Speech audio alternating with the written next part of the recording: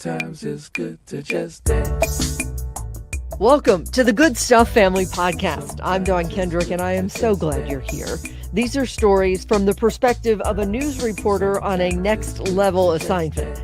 Everyone has a story. Stories of hope, resilience, and how we believe God weaves people, relationships, opportunities, all of it for good. For many of us, faith leads our steps, others not so much. But that is what makes this growing Good Stuff family great. We know the journey is better together. Welcome to the family. Well, I got a suggestion. Sometimes it's good to just dance. Come along. Good morning. It's Friday morning, which means we are gathered around the virtual gratitude table for a segment we call The Best Part of Waking Up is Waking Up. That's what it's waking up. It's a good start to the day. It means the day is full of potential ahead of us. And joining me always is my friend Rich Smith and Pastor Charles Eduardos. Good morning, guys. Good morning, Dawn. Good morning, Rich. Good morning. Good morning. How are you guys doing? I'm good. Absolutely fantastic. I'm good. And we've been brainstorming this week about things that we could talk about, and there are several, but I want to get into this posture of prayer that you wrote about, Pastor Charles. But first, let me just warm us all up, if I could, we talk about staying rooted in gratitude, okay? This I ordered. I just want to get your take on this, okay? We want to be grateful, but this is a moment I call what the what? I ordered this cross online. Let me just show you the video, okay, that they showed. I thought it would be beautiful for this empty space on my wall. Okay, ready? Watch this.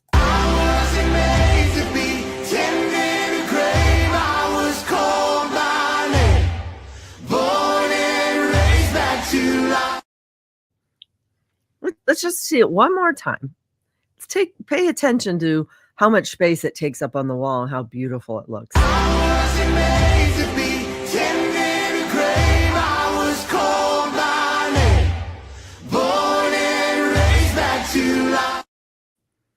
Okay. Uh-oh. You can't even make it up. Ready? This is what came in the mail. First of all, it took forever, and I kept running to the mailbox like, where is it? Okay, ready? Here. Beautiful. Look, it even has kind of a reflection back there. But for the reality check, this is how tall it is. It's as big as the Keurig. It's like 1 foot tall, you guys. It's a little bitty thing that would not fill that whole space on that wall. Was I wrong to expect something that's going to fill the wall? I mean, seriously, you saw how big they showed it. What is that all about? My first response that was a bit deceptive. I think so, but the point is still good on there. But no, I paid. Yeah. So part of me is like, all right, live and learn, whatever. But nonetheless, I thought I'm going to talk about this today because of expectations, expectations. And for what it's worth, if we could stay rooted all the while, no matter what the expectations we have in life, the dashed hopes or whatever, all the while rooted in prayer, it's perfect for a lead-in to the article that you wrote, the blog that you did, Pastor Charles, when we talk about how are we praying? How are we praying? I love it. I love when you said it's about connection and communion and conversation rather than ritual. Can we talk a little bit about that you wrote, that blog that you wrote this week? Sure. So I'm sorry, say again? Oh, I said it's so plugged in. Well, it kind of dawned on me that prayer, we do prayer as a ritual, and listening to people pray in different services and funerals that I've officiated and everything. It's like we're doing the rote prayer that Jesus talked about. We're just speaking words and everything, and there is no real connection. And here my podcast connecting is I'm all about this connection and this unity, and even to the extent that communion, as we receive communion in churches across the world, it's a ritual, and the heart of it, the soul of it, the spirit of it.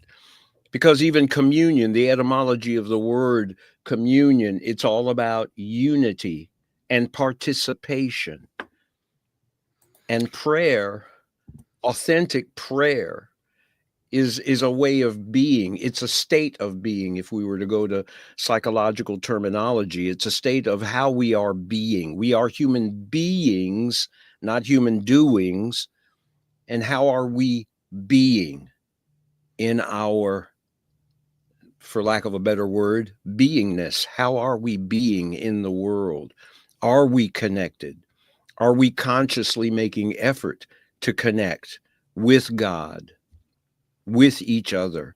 Do we even believe that that is a possibility, or are we just going through a spiritual checklist as opposed to really getting down to the nitty-gritty and developing a deep and meaningful relationship with our Abba? Jesus told us, pray, our Father. He said, he's my Father, but he's your Father too. And Peter got it in Second Peter, first chapter. He talks about how we've got these glorious and excellent promises, precious promises that he's given us, that we can share in his divine nature and escape the world's corruption and all of the messiness that's going on in the world system. So, hey, Pastor Charles, because the second part of this podcast, we're going to talk about what it looks like when we sit in connection with God, how we end up being more likely to do good for others in his name. Right? We're going to talk about that. But is it possible to pull up the article that you actually wrote, and we have you read it? Do you have it handy? Sure. All right. And so, Rich, what's your take on this? Because I know we talk a lot about practical implications, like go out into the world and proclaim the gospel, and when necessary, use words. Like, how do you think that posture of prayer, the practice of prayer, where it becomes routine, where it's not just a ritual, how do you think that translates into reflecting or radiating, as Pastor Charles says, the essence of Christ? Well, I think one thing is to change the mindset of where you pray. It's not a building. It's not confined between walls and a roof. It's wherever you are, there's prayer. And if that constant state of readiness to honor and to glorify, then it makes it harder to deceive and to promote negativity. If you look at everything you do as that prayer, I remember as a kid, I used to get this little, I had a very active imagination as a child. And when I first started learning about who God was, and I used to get this little premonition, like the clouds would be above my head, and every now and again, maybe Jesus is looking over, checking in on me to see how I'm doing. I realize now as an adult, it's kind of a scary concept if that's how, as a child, you're growing up thinking Jesus is, like this guy is always kind of peering in on you. But as I get older, I realize how comforting that is. And just knowing that there's somebody that possibly could be looking out for me at every winking moment, because I'm possibly in prayer with him in every single moment. And I'm glad you brought it up, because this is on a walk with Lulu Bean. And it was, sometimes I'm just overwhelmed with his presence. I just am. I feel him. Right.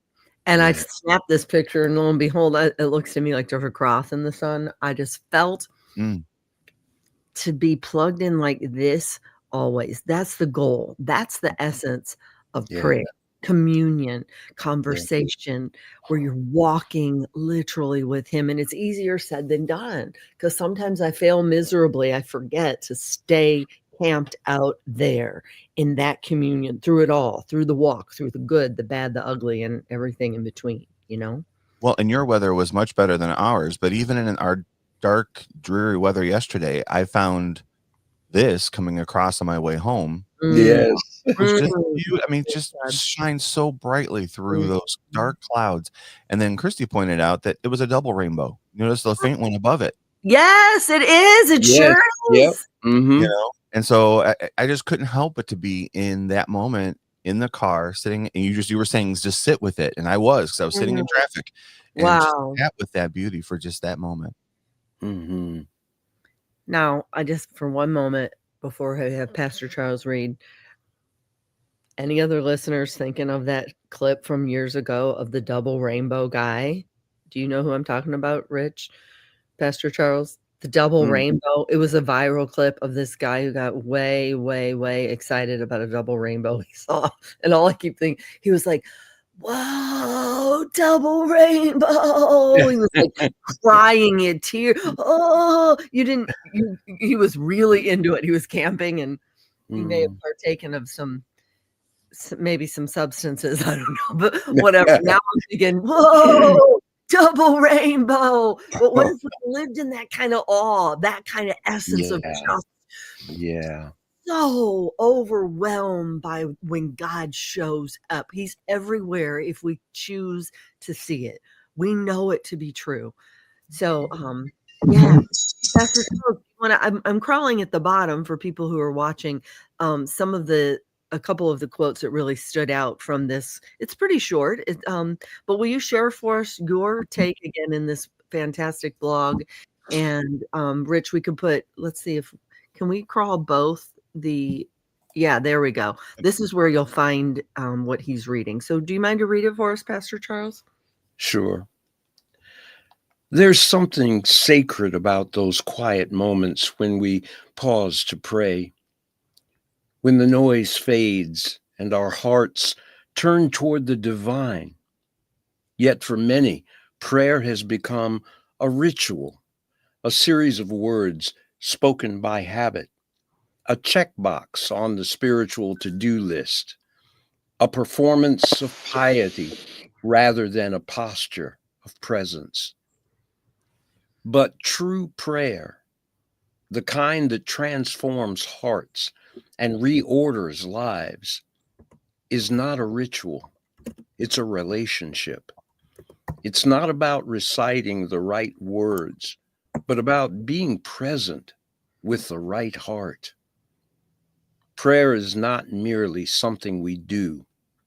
It's a way of being, a continual awareness of God's nearness and a conscious participation in his presence.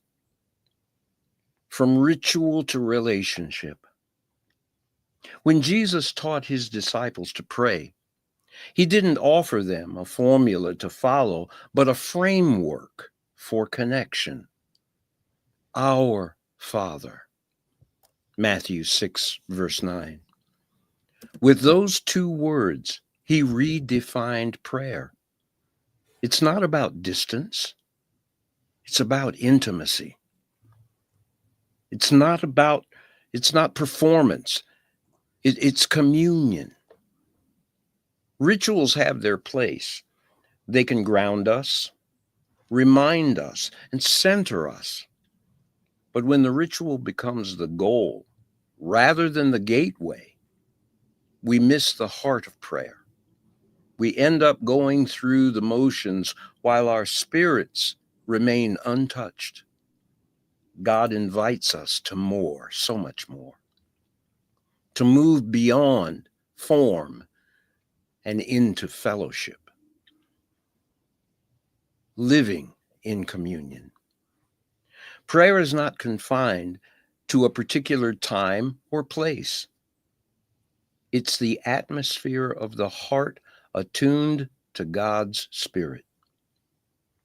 It's the whisper of gratitude while washing dishes, the silent plea for strength in a meeting, the wordless awe before a sunset.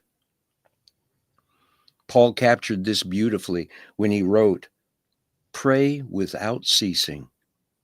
1 Thessalonians 5th chapter, verse 17. He wasn't suggesting nonstop verbal prayer, but a continuous state of communion, a heart that remains open and responsive to the presence of God. When prayer becomes our posture, every moment is holy ground. We begin to see God not only in the sanctuary, but in the supermarket, not only during morning devotions, but in the rhythm of daily life. The transforming power of presence.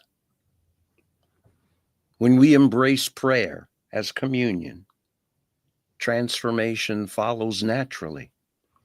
We begin to see ourselves, others, and the world through God's eyes.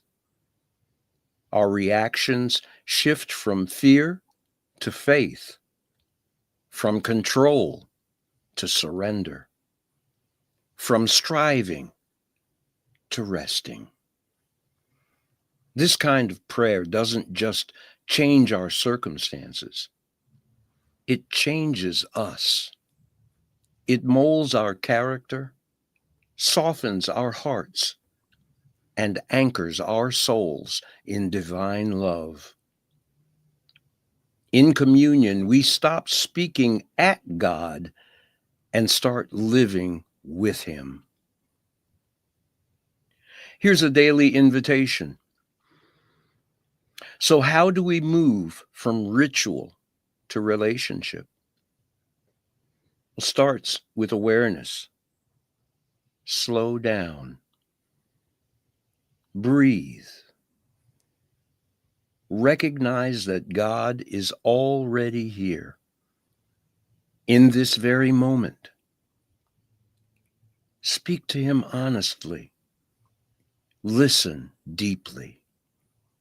Let your prayer life expand beyond words into the quiet recognition that you and the Creator of the universe are in constant conversation.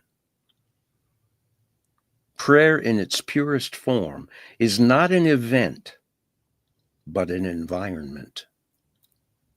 The air of the Spirit we breathe.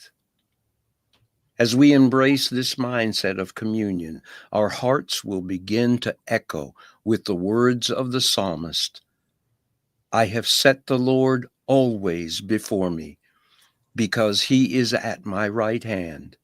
I shall not be moved." Psalm 16, verse 8. When prayer becomes communion, life itself becomes prayer. So many quotable moments there. I couldn't even hardly keep up. Yeah. Rich, your take?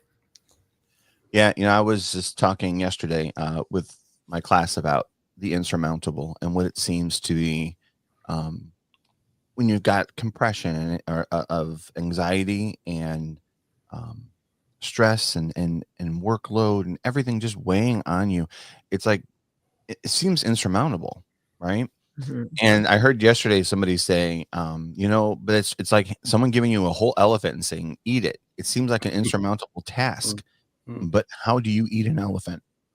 One bite at a time. One bite at a time. And so you take one step forward. If it's that one simple process of putting something in place to make your life that much better, then the next step is going to be a little bit easier. And you just keep adding it on.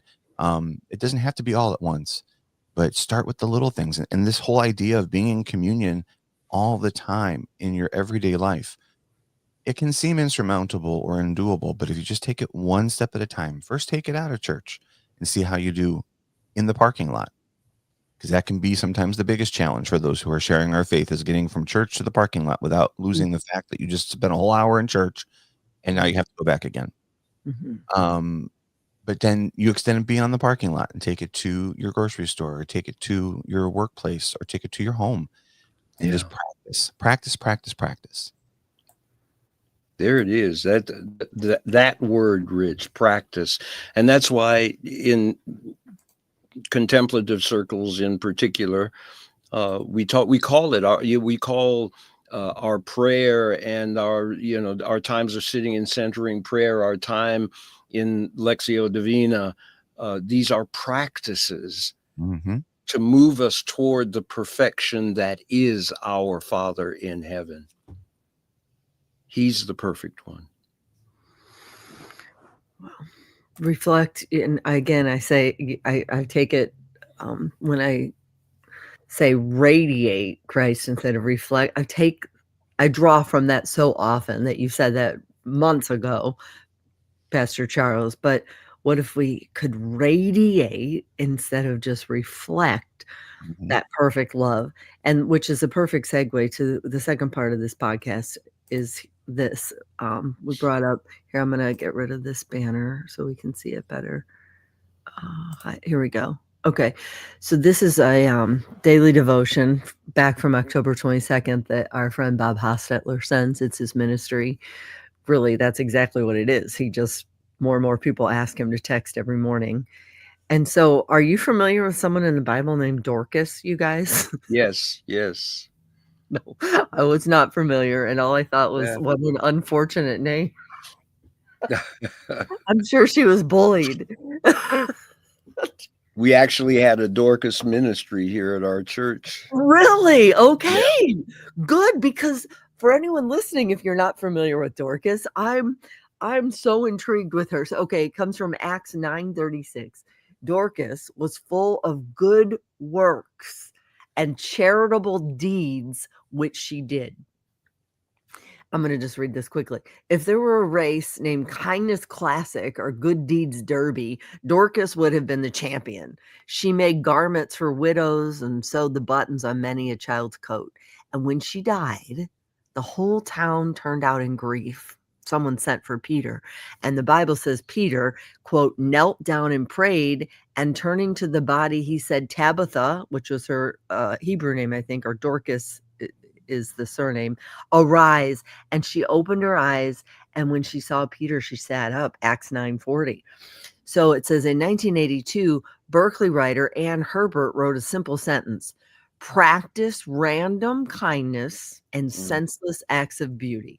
I've heard that so many times. Who knew? That it was just from 1982.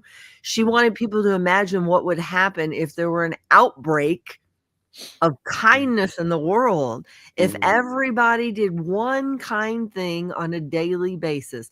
And now there is an international movement wherein thousands of people commit random acts of kindness, like seeking to adopt a stray animal, smiling at a bus driver, complimenting a stranger, returning shopping carts to the store. I always do that. I take mine in. It's a little thing. It's just a little thing. One less cart for the person to push. Treating local police officers to coffee, giving up our places in the grocery line to someone with just one item. If anyone should be kind, it is the followers of Jesus. And I would add to the beginning of our podcast, it's the followers of Jesus who are living 24/7, camped out in a posture of communion and connection, not just prayer. If anyone should be kind, it is the followers of Jesus. Today, be a Dorcas. I love that. Be a Dorcas and commit a random act of kindness. Yes. I love that so much. And then the quote they have at the end, the best portion of a good man's life. Oh, wait, I had to remove this so I can hear. Of a good man's life is his little, nameless, unremembered, maybe even acts of kindness and of love. Do it. Show up as a force for good in the little things that we are able to easy things that we can do. You heard that list? They're all doable. I don't care who you are, what you're up against.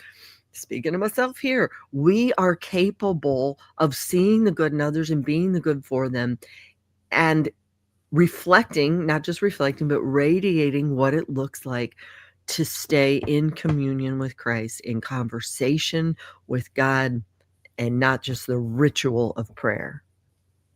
And Dawn, I just need to throw this in and just bubbling in my spirit. But one of the things that was a challenge for me, and I'm not going to say that I have completely overcome it, but because, sin is insidious and tries to sneak in so many different ways.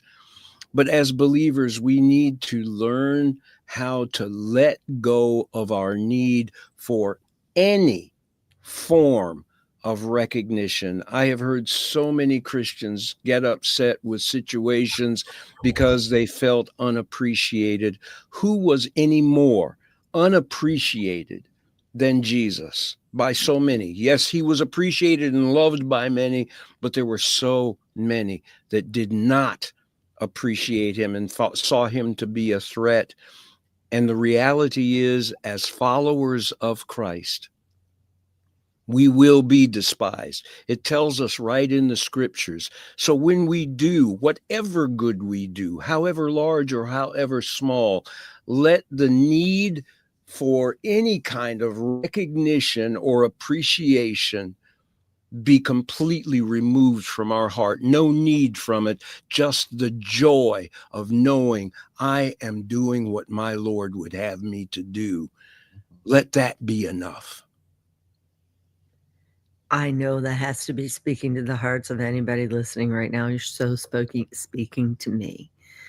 The humble posture that says, I don't need the recognition, but what I need to do is radiate him. Yes. Yeah. That's the mission. And that's the secret sauce. Like, of all the things that ail us and the things that weigh our hearts down, there's the hope. That's it. We don't have to be anything that the world expects us to be. We just have to, back to what you said at the beginning, being rooted in him, radiating, not just reflecting him. Wow. That's good stuff, Pastor Charles. That would make a good name for a podcast. Good stuff. Oh, imagine that. Go figure. Go figure. Oh my gosh, the takeaway is huge this morning. Thank you for sharing that. And as I look at the time and begin to wrap this up, someone who does just that, it occurs to me how perfect this segue is as well. Someone who so perfectly radiates humility, kindness, and reflects really what God looks like. I would say, I'm going to remove that here. Help me with this, Rich. Let's get rid of that graphic that's up there. And here we go. Okay, I've got it here. So our friend Merle Murphy, this is his birthday week. Nobody loves birthdays more than Merle. He starts the day after his birthday looking forward to the next birthday. On my birthday, peanut butter pie. This dude, Mr. Lake County, he's not just dubbed, he's officially named in the annals of Lake County history or whatever. It's official that they the county commissioner Judy Moran years ago at the county fair proclaimed, it gave a proclamation that Merle Murphy is the official Mr. Lake County. Merle Murphy. Oh, right. Because so many people know him and love him. And let me just read you what I wrote for his tribute for his birthday on our page, because this is it's really good description of what for Merle. Here it is. Let's see. One moment, please. Okay, it says, happy birthday week, Mr. Lake County Merle Murphy. How much do we love you? Impossible to count the ways. Just as impossible to count are the hugs you give, the marriage proposals to many. I'll marry you. 5 years. He's on a 5-year plan. He said that to more women than we can count. Literally, that's his words. 5 years. And the peanut butter pies consumed. Impossible to count. He loves peanut butter pie. If you know and love Merle, in these comments here, I'm asking, could you comment here about what it is that you love about him as a tribute to him? In Merle's world, strangers aren't strangers for long. Love leads, no judging. So what if we all tried to be even a bit more like Merle? Work hard, hug often, genuinely love others. Oh, we can only imagine what a beautiful world it would be. Merle Murphy, we love you. We love how you lead by example.